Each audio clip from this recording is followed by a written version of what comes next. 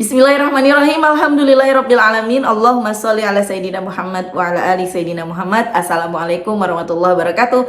Halo teman-teman, apa kabar? Mudah-mudahan teman-teman selalu dalam lindungan Allah Subhanahu wa taala. Amin ya rabbal alamin. Alhamdulillah, kali ini aku akan sharing lagi pengalaman sholawat dari teman-teman kita. Tapi sebelumnya buat teman-teman yang belum punya kedua buku ini keduanya buku aku. Jangan pernah lelah ada nikmat di setiap sholawat. Jangan pernah lelah sholawat. Yakinlah semua akan baik-baik aja. Kedua buku ini insya Allah bisa bikin semangat teman-teman dalam sholawat. Kalau mau beli teman-teman bisa ke Gramedia atau teman-teman bisa hubungin admin, ini nomornya, atau nanti klik aja linknya di deskripsi box. Yang tinggal di luar negeri kalian bisa beli e-booknya aja, nanti klik aja linknya ya. Dan buat teman-teman yang pengen punya jilbab samaan kayak aku, ini jilbab instan, nggak perlu pakai pentul lagi, langsung masuk rapi, anti lecek. Ini belakangnya juga panjang ya teman-teman tuh. Kalau kalian mau beli klik aja nanti linknya di deskripsi box. Dan buat teman-teman yang mau punya tasbih samaan kayak aku, ini tasbih Ikibla teman-teman. Kalau mau beli langsung aja ke mm.official1. Insya Allah ini tuh awet banget karena ini anti air. Pokoknya tuh cakep banget. Langsung aja deh lihat warna-warnanya tuh ada banyak di mm.official1. Langsung ke sana aja ya. Kisah kali ini dari Mbak T di Jatim. Mbak T ini seorang ibu rumah tangga, punya bayi teman-teman, dan suaminya ini bekerja di pabrik yang katanya gajinya tuh masih di bawah UMR. Bukannya nggak bersyukur, tapi ya namanya kehidupan banyak kebutuhan ya teman-teman. Dan Mbak T ini tinggalnya di deket pesantren teman-teman. Nah pada suatu hari ya Mbak T ini lagi sedih banget. Ya Allah, sendal aku bertahun-tahun pakai sendal jepit ini yang harganya 30 ribuan. Bukannya nggak bersyukur, tapi aku pengen punya sendal yang bagus. Jadi kemana-mana, mau ke pasar, mau bertamu ke rumah orang, mau kemana aja, pakainya ya sendal itu. Karena cuman itu satu-satunya yang dipunya, sendal yang dipunya sama mbaknya. Karena kan tadi ya suaminya kerjanya di bawah UMR. Mau beli sendal selalu ngalah buat kebutuhan anak, buat kebutuhan rumah tangga, dan lain-lain. Sampai pada waktu mau lebaran teman-teman, di bulan puasa Idul Fitri kemarin 2023, mbaknya sendalnya putus. Ya Allah, udah mah itu sendal atu-atunya pakai putus lagi. Bagaimana coba, katanya mana uang aku mbak, tinggal 50 ribu mbak, buat lebaran tuh udah nggak ada duit lagi. Tapi memang semua kebutuhan lebaran udah ada ya, udah cukup kayak buat makanan, kue-kue udah ada. Cuman untuk hari-harinya tuh cuman tinggal 50 ribu doang. Kalau dibeliin sendal nanti nggak ada pegangan buat lebaran. Sementara kan kita memang mesti punya pegangan ya, meskipun cuma 50 ribu gitu loh. Apalagi mungkin nanti akan keliling bertamu ke rumah-rumah gitu kan.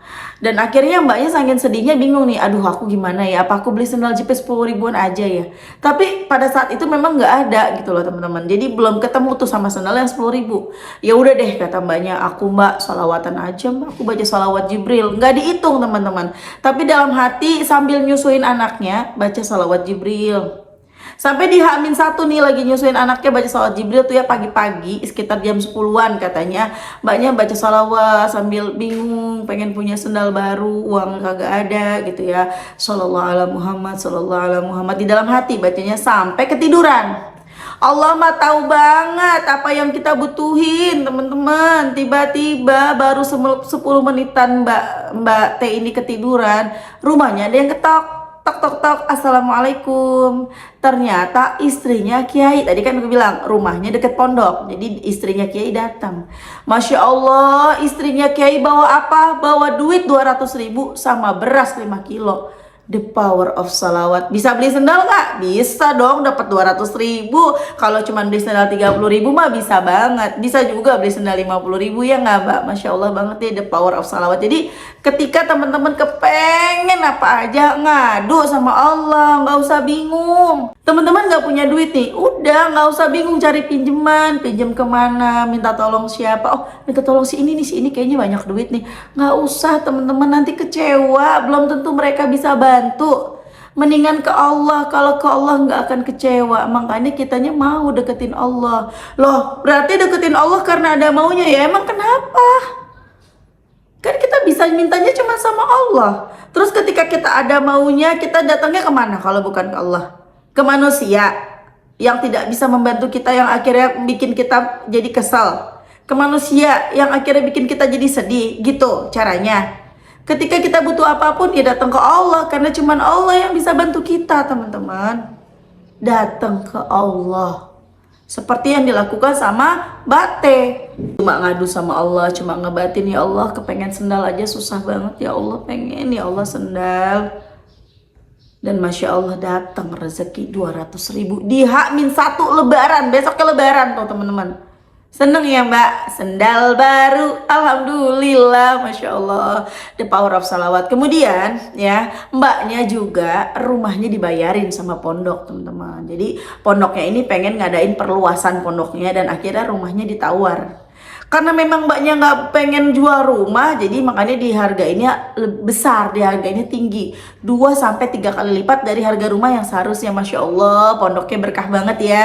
Dibeli rumahnya, dan alhamdulillah akhirnya mbaknya pindah, dapat rumah yang lebih baik lagi, yang rumahnya tuh ada di pinggir jalan. Jadi bisa buat usaha tuh mbak, ya kan? Bisa usaha apa aja tuh kalau tinggal di pinggir jalan. Kalau suaminya bisa ngebengkel, bisa bengkel. Atau kita bisa jualan nasi uduk, kita bisa jualan apalah gitu ya. Tuh, Masya Allah banget, akhirnya mbaknya bisa pindah.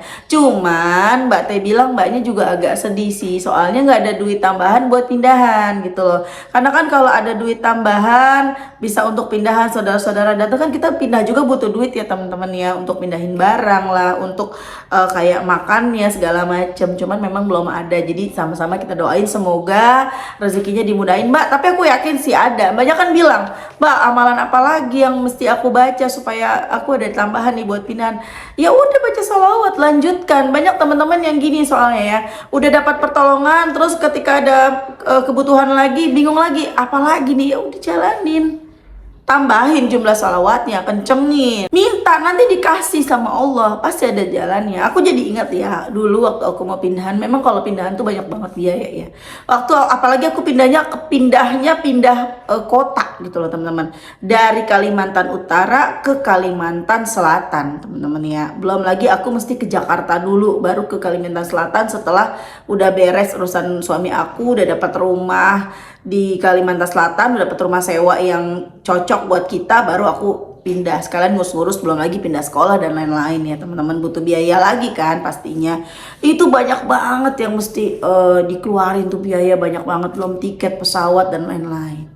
Kemudian pas perpisahan kantor, ya kita kan pengen perpisahan kantor, pengen makan-makan lah pastinya gitu kan. Teman-teman di kantor juga kita perpisahan dong gitu kan, makan-makan dan lain-lain. Kalau aku masak udah nggak mungkin, udah capek banget, barang-barang juga udah pada nggak ada, udah pada di packing. Kalau kayak kompor-kompor udah aku jual-jualin semuanya tuh udah habis tuh di rumah.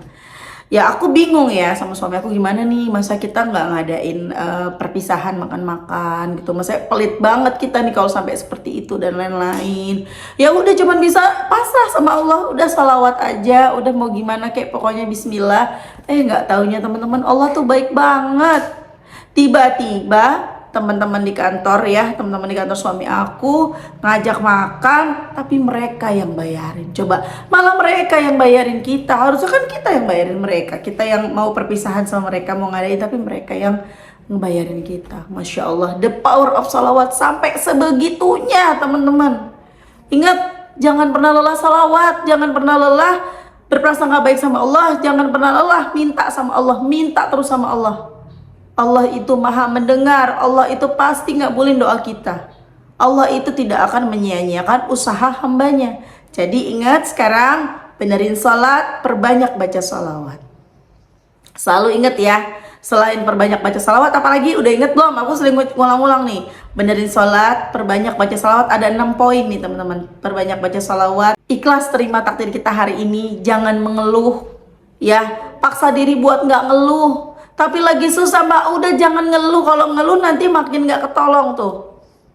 Kemudian setelah kita ikhlas, kita introspeksi diri untuk kita supaya sadar diri. Jangan merasa bangga dengan diri kita, dengan amalan-amalan kita. Introspeksi diri. Ingat masa lalu kita, ingat kita pernah berbuat apa aja, ingat ke situ. Jadi jangan bangga udah baca 1000 sholawat, udah baca 50.000 sholawat, jangan bangga. Nggak ada apa-apanya sama dosa kita. Kemudian apalagi?